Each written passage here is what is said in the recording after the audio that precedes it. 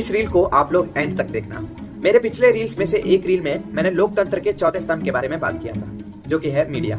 आज मैं बात करने जा रहा हूँ लोकतंत्र के तीसरे स्तंभ के बारे में, जो कि है न्यायपालिका, जुडिशरी, जिसका अर्थ है न्याय देना, प्रोवाइडिंग जस्टिस। इंडिया में सुप्रीम कोर्ट है, 25 हाई कोर्ट्स है, लगभग 688 डिस्ट्रिक्ट कोर्ट्स है और लगभग 18,000 सबऑर्डिनेट कोर्ट्स है। जहां इंडिया में 1700 लॉ कॉलेजेस है और 1 लाख स्टूडेंट्स प्रति वर्ष ग्रेजुएट होते हैं। लेकिन इंडिया में अब तक 54 मिलियन केसेस पेंडिंग है, जिसमें से 7 लाख केसेस तो गवर्नमेंट के ऊपर है। सिर्फ सुप्रीम कोर्ट में 35,000 केसेस है against state and central governments. Shockingly 47% of ministers in India both at centre and state level face criminal cases, जिनके ऊपर क्रिमिनल केसेस दर्ज है, जिसमें से 27% पर गंभीर आरोप है, जैसे कि मर्डर और किडनैपिंग। चलिए इसका मेन रीजन क्या है समझते हैं। केसेस पेंडिंग क्यों रहते हैं? इंडिया में जजेस की कमी है, लैक ऑफ जजेस।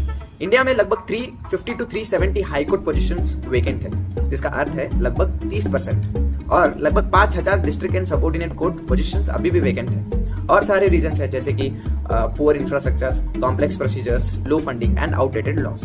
और बुरी बात यह है कि जिस स्पीड में अब हम हैं, जिस स्पीड में इंडिया चल रहा है, इंडिया को लगभग 300 से 325 साल लगेंगे केसेस क्लियर करने के लिए।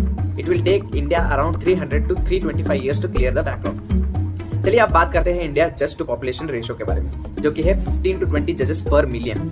एंड बात करते हैं लॉयर टू पॉपुलेशन रेशियो के बारे में, जो कि है 1 लॉयर पर 700 टू 800 पीपल। अब इस सब के बावजूद हम अपने आप को सबसे बड़े लोकतंत्र कहलाते हैं। मैं सभी को एक ही बात कहना चाहता हूँ कि there is a difference between the largest democracy and reputed democracy. जय हिंद।